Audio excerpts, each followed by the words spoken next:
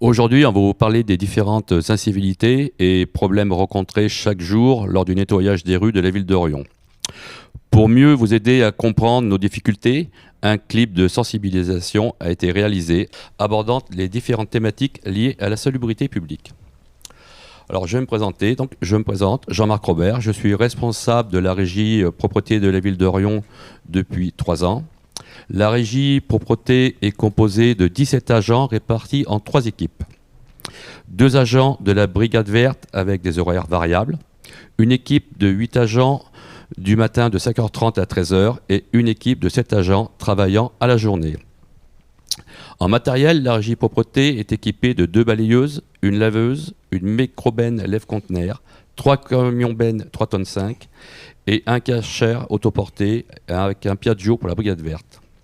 Plus bien sûr des charrettes qu'on pousse pour le centre-ville. Alors on a Daniel de la brigade verte qui est là depuis 6 mois. Eric, agent de propreté depuis Depuis 24 ans. Et Pascal Depuis 33 ans. Alors donc nous avons beaucoup de problèmes tous les matins, toutes les après-midi sur la ville d'Orion, dont on va commencer par les sacs OM, donc ordures ménagères que l'on trouve dans les rues.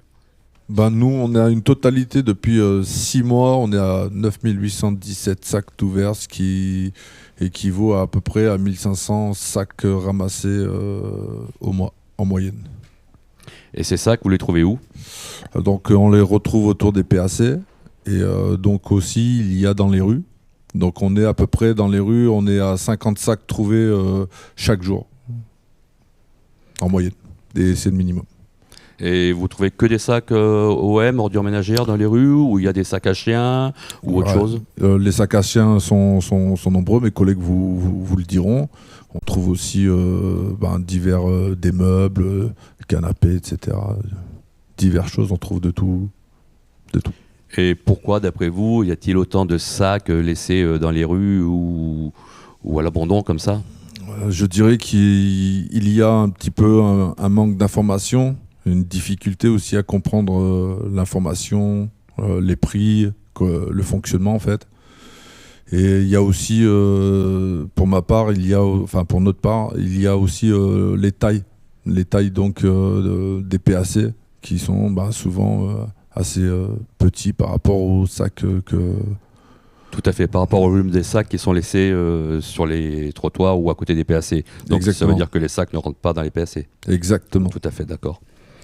Pascal, Eric, vous, quels sont vos ressentis, quels sont vos problèmes, vous, les matins, rencontrés, comme vous vous occupez plutôt, on va dire, du balayage, vous n'avez pas les mêmes difficultés que d'autres agents? Eric ou Pascal, comme vous voulez? Nous, on a des difficultés de circulation, parce que souvent les gens sont mal garés. Il y a des emplacements qui sont réservés non pour se garer, et les gens se garent n'importe comment. Donc c'est gênant pour les machines, pour pouvoir passer avec les machines. Ça peut être gênant pour les services de sécurité aussi, comme les pompiers. S'il y a le feu ou s'il y a quelque chose que c'est... Oui, parce que dans le centre-ville, les rues sont assez étroites et il est très délicat de passer déjà avec nos véhicules. Imaginons qu'un véhicule de pompier ne peut pas passer. Tout à fait, tout à fait. Quels sont vos problèmes, Eric, que vous pouvez rencontrer, vous, la nuit surtout, je pense? Disons que il y a tellement de déchets sur les parkings, sans parler des apports volontaires, mais rien que sur les parkings, les gens vont au travail, posent leur sac poubelle comme ça devant leur voiture et puis ils s'en vont. Il n'y a pas trop de déjections canines, par exemple? Ça, c'est le gros problème qu'on n'a jamais résolu, qu'on résoudra certainement jamais. C'est-à-dire? Il y en a partout. Donc les chiens vont un peu n'importe où. Les chiens divaguent un peu tout seuls, quoi. Ils lâchent les chiens et puis voilà, nous on a juste à ramasser derrière. C'est aussi dangereux pour la sécurité parce que le chien qui est tout seul, on ne sait pas s'il peut venir nous mordre ou pas. Et les gens, des fois il y en a qui font l'effort de ramasser les crottes dans les sacs. Et les sacs, ils les mettent sur les poubelles, ils n'ont même pas le courage de les mettre dedans, quoi. C'est dommage, quoi. Pour on marche dedans, ou le sac est ouvert, on le souffle, il y en a partout. Oui, parce qu'il faut quand même préciser que la ville est équipée quand même de distributeurs de sacs à chiens. Donc il y en a à peu près partout, pas dans toutes les rues, mais sur tous les secteurs. Donc il y a ce qu'il faut, les gens ont ce qu'il faut pour ramasser les crottes. Donc pour vous, c'est quoi? C'est de l'incivilité ou un manque d'information? De l'incivilité surtout. Oui, surtout de l'incivilité. Et pareil, quel serait pour vous le remède efficace pour ça? Ben, on ne sait pas trop parce que je pense que la collectivité a fait de gros efforts pour résoudre le problème et c'est encore loin d'être satisfaisant, quoi. Ah, effectivement, oui. Alors après, c'est vrai que les chiens, donc on les voit dans les rues, mais on les voit aussi dans les parcs où jouent les enfants, malheureusement. Les chiens vont faire leurs excréments dedans, ça on l'a vu régulièrement. Et on a nos collègues et amis des espaces verts qui, eux, vont passer le rotophile ou vont tondre et malheureusement vont être éclaboussés d'excréments de chiens. Ça, ce qui est un peu dommage, il faut que les gens quand même en prennent conscience. Le problème aussi des chiens, c'est que des fois, ils vont éclater les sacs d'ordures ménagères qui traînent dans les rues aussi. Ce qui fait qu'il y en a de partout après. C'est un autre problème aussi. Et après, qu'est-ce que vous avez comme d'autres dépôts, comme d'autres soucis? Il n'y a pas que des sacs en ville, vous pouvez trouver d'autres choses. Il y a les dépôts sauvages aussi dans les chemins. Donc il y en a 1 à 2 à peu près en moyenne par semaine. Voilà. Et dans ces dépôts, on trouve de tout. De tout, oui, c'est vrai, que ce soit des professionnels, que ce soit aussi du linge, etc. On trouve de tout. Ouais, on peut trouver aussi bien de l'électroménager, de l'amiante, des déchets verts. Exactement. Et on fait comment? Vous faites comment pour ramasser tout ça? On fait appel aux agents de la propreté. Et du coup, on nettoie. donc faut tout trier. Tout trier en amont. Bien sûr. Amener les déchets à la déchetterie ou alors au CTM, où il y a différentes bennes et on trie selon les matières, ce qui prend un temps énorme. Énorme. Voilà. Pascal, Eric, est-ce que vous avez des choses à rajouter? Non, pas spécialement. Bah, ça sera toujours le même discours, malheureusement. On n'avance pas guère, quoi. Plus les années avancent et plus la situation s'empire, malgré toutes les campagnes de communication qu'il y a, quoi. Alors c'est un manque, on va pas dire d'information, pourtant la mairie met les moyens, il y a tout ce qu'il faut, mais... Problème de civisme en 2 mots. C'est compliqué. C'est très compliqué, oui. Ouais. C'est un peu décourageant aussi, parce que malgré autant d'efforts, on voit que les choses n'avancent pas, quoi.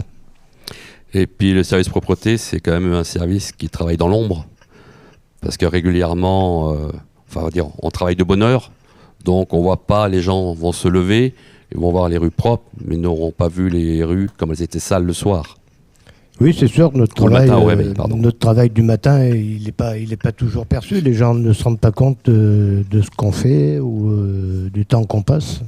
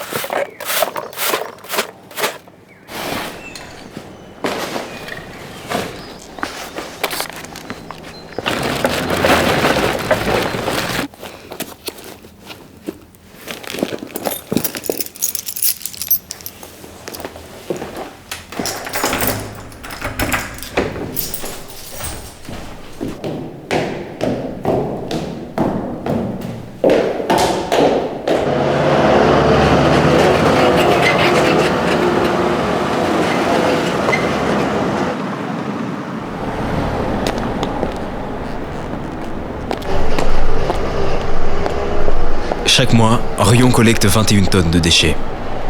Chaque jour, une dizaine d'agents propreté sont sur le terrain. Ne laissez pas l'indifférence salir notre ville. Donc en conclusion, dans les rues d'Orion sont collectées par mois environ 21 tonnes de déchets ménagers, sans compter bien sûr les encombrants posés sur les trottoirs ou au coin des rues, comme les matelas, les meubles cassés, les canapés et autres mobiliers divers. Ne sont pas pris en compte dans ces 21 tonnes mensuelles tous les tonnages des dépôts sauvages trouvés dans les chemins, tels que les pneumatiques, comptés par dizaines, des dépôts d'amiante, des déchets verts, des gravats et autres déchets de démolition, ainsi que de dépôts de peinture, des produits toxiques, des bouteilles de gaz. Et malheureusement, cette liste, bien sûr, n'est pas exhaustive. En conclusion, une rue propre, un chemin propre, des aires de jeu propres, des parcs propres et tout simplement une ville propre ne dépend pas uniquement de l'efficacité du travail des agents du service de la propreté, mais aussi de l'éducation des personnes qui passent sur ces lieux. Sans oublier, malgré la pollution visuelle, tout ceci a un coût écologique et financier pour la collectivité. En tant que responsable du service propreté de la ville d'Orion, il me semble qu'il est important aussi de respecter le travail des agents au quotidien, car malheureusement, on voit toujours le travail qui n'est pas fait et qu'il reste à faire, mais jamais celui qui a été réalisé. Merci pour le travail. Merci.